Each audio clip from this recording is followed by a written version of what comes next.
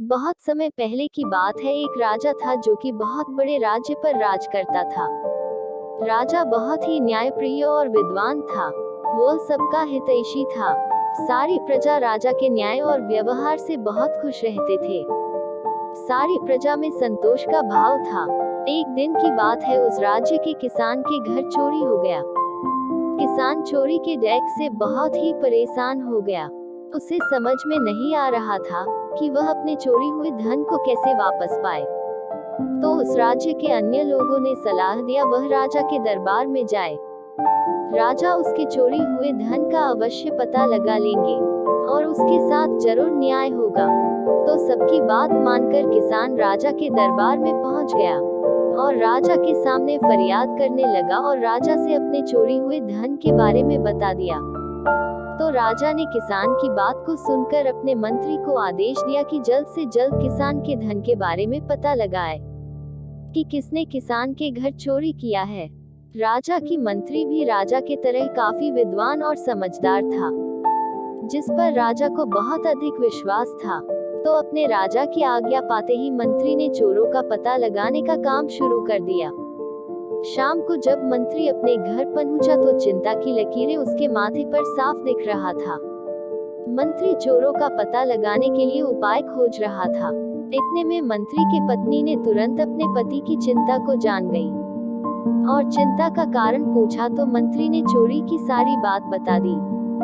तो मंत्री की पत्नी ने अपने बुद्धि का परिचय देते हुए कहा, ये तो बहुत ही आसान है, इसके लिए मैं आपको एक उपाय बताती हूँ। इतना कहकर मंत्री की पत्नी ने कहा कि आप उस किसान के घर कुछ धन रखवा दीजिए और ये घोषणा भी करवा दीजिए कि राजा ने किसान के धन की भरपाई कर दिया और चोरी के बदले राजा ने 2 गुना धन दिया है। तो मंत्री ने अपनी पत्नी की बात मानकर ऐसे ही किया को कहा और किसान के घर पर अपने पहरेदारों के साथ निगरानी करने को कहा।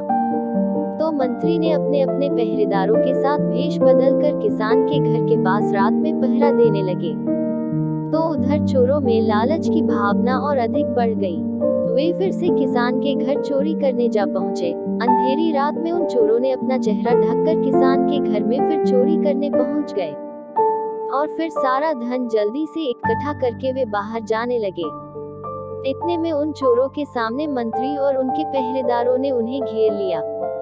फिर जिसके बाद उन्हें तुरंत पकड़ लिया गया। उन्हें अगले दिन राजदरबार में राजा के सामने उपस्थित किया गया। तो चोरों ने शर्मिंदगी से अपनी गलती मान लिया और राजा को अपने चुराए हुए सारे धन के बारे में बता दिए, जिसके बाद किसान को अपना सारा धन एक बार फिर से वापस मिल गया और राजा ने उन चोरों को कारागार में डालने का आदेश दे दिया। तो चोर क्षमा याचना करने लगे।